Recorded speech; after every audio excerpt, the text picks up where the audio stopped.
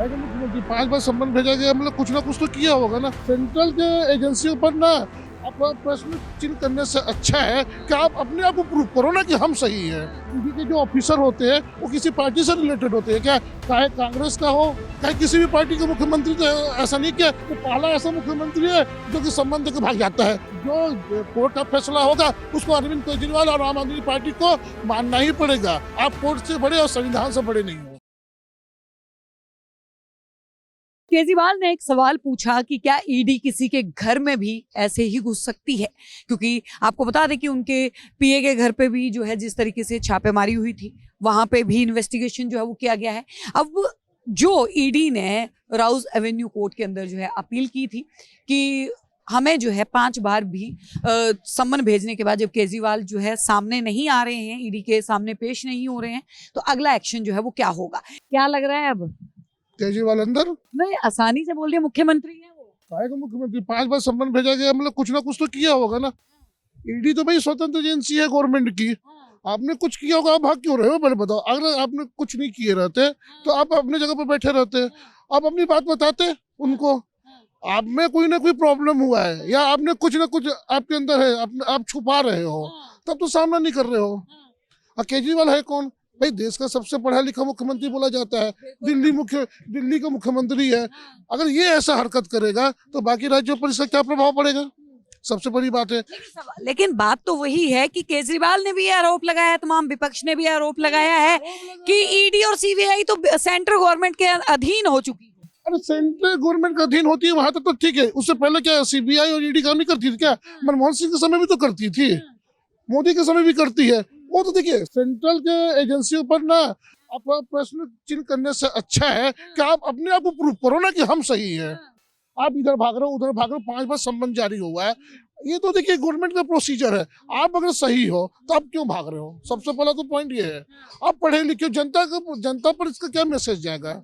ये तो अपोजिट जाएगा ना कि कुछ ना कुछ तो है, तभी तो आप सामना नहीं कर पा रहे हो। आप सामना करो ना। अगर आप सही हो तो क्लीन चिट होकर बाहर निकलोगे, जनता आपको अगले बार फिर चुन के बाहर आपको सरकार में बैठाएगी। लेकिन कहीं ना कहीं कुछ ना कुछ तो प्रॉब्लम है। आपका अधिकतर मुख्य जो मंत्री है सब अंदर है, चाहे सुरेंद्र जैन हो, चाहे मनीष सिसोदिया हो, और भी कुछ संजय सिंह है, और बहुत सारे नाम और भी चल रहे हैं। तो देखिए कहीं ना कुछ तो आम आदमी पार्टी में चल रहा है अंदर, और प्रॉब्लम है। तो उस प्रॉब्लम का सॉल्यूशन तो केजरीवाल के पास ही है। आपको फेस करना पड़ेगा जनता के सामने, भी अपने आप को प्रूव करना पड़ेगा कि नहीं, मैं जो काम करता हूँ मैं बिल्कुल सही काम करता हूँ, मैं क्लीन चिट बंदा हूँ। तो इसके लिए आपको सामना करना पड़ेगा। भागने से और मोदी के ऊपर आरोप लगाने से काम नहीं बनता है। लेकिन लोकसभा चुनाव जो है वो आ रहे हैं, नजदीक आ रहे हैं, इसीलिए कहीं ना कहीं बीजेपी जो है फंसाने के चक्कर में है, और केजरीवाल कह भी रहे हैं कि अगर मैं सामने पेश हुआ तो मेरे को जेल में डाल दिया जाएगा। बीजेपी तो एक पार्टी है मैम।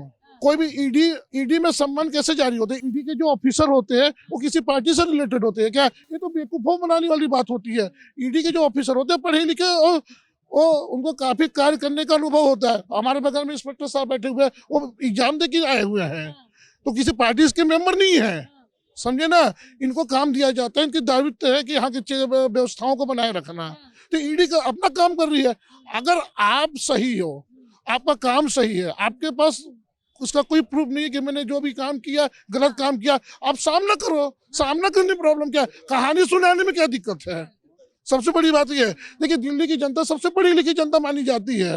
आप सबसे बड़े मुख्यमंत्री हो तो आपको तो मिसाल पेश करना चाहिए कि हाँ मैंने सामना किया। तो ऐसा तो कर ही नहीं रहे। जब देखो तो उसको वो तो एक तरह से देश के कानून का मजाक उड़ा रहे हैं। सबसे बड़ी बात इंपॉर्टेंट यहाँ पर यह है, अगर आप पढ़े लिखे हो, आप एक मुख्यमंत्री हो, तो आपको इस देश के आप संविधान चिल्लाते हो कि संविधान खतरे में है। आपके जैसे लोगों ने ही संविधान को खतरे में डाला है। नहीं, चाहे कांग्रेस का हो चाहे किसी भी पार्टी का मुख्यमंत्री, तो ऐसा नहीं किया। ये पहला ऐसा मुख्यमंत्री है जो कि सम्मान देकर भाग जाता है, कुछ ना कुछ ऑप्शन लगा देता है सेंट्रल पर। तो ये तो गलत बात है ना मैम। अब जनता को बेवकूफ मत समझो, जनता सब कुछ देख रही है। और चुनाव तो हर साल आते हैं और आते रहेंगे। चुनाव से इनका कोई संबंध नहीं है।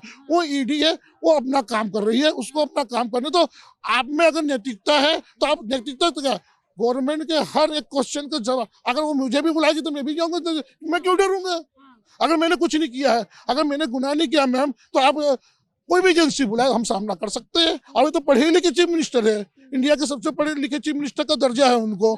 अगर ये ऐसा करेंगे, पूरी जनता देख रही है आज के डेट में मीडिया के माध्यम से, अलग अलग रिसोर्सेज के माध्यम से, ये तो गलत प्रभाव पड़ेगा।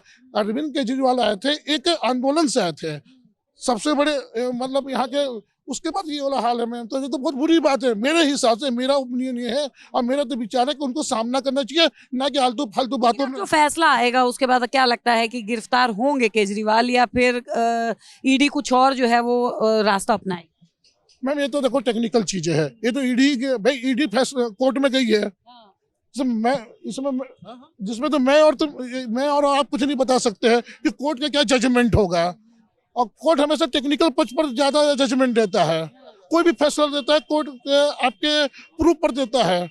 आज मनीष सिसोदिया अंदर है, संजय सिंह अंदर है, सुरेंद्र अंदर है, तो कोर्ट ने उनको अंदर किया है, कोई भारतीय जनता पार्टी या कांग्रेस ने नहीं किया है। मैम तो मेरा तो यही है कि देखिए जो कोर्ट का फैसला होगा उसको अरविंद केजरीवाल और आम आदमी पार्टी को मानना ही पड़ेगा। आप कोर्ट से बड़े और संविधान से बड़े नहीं हो।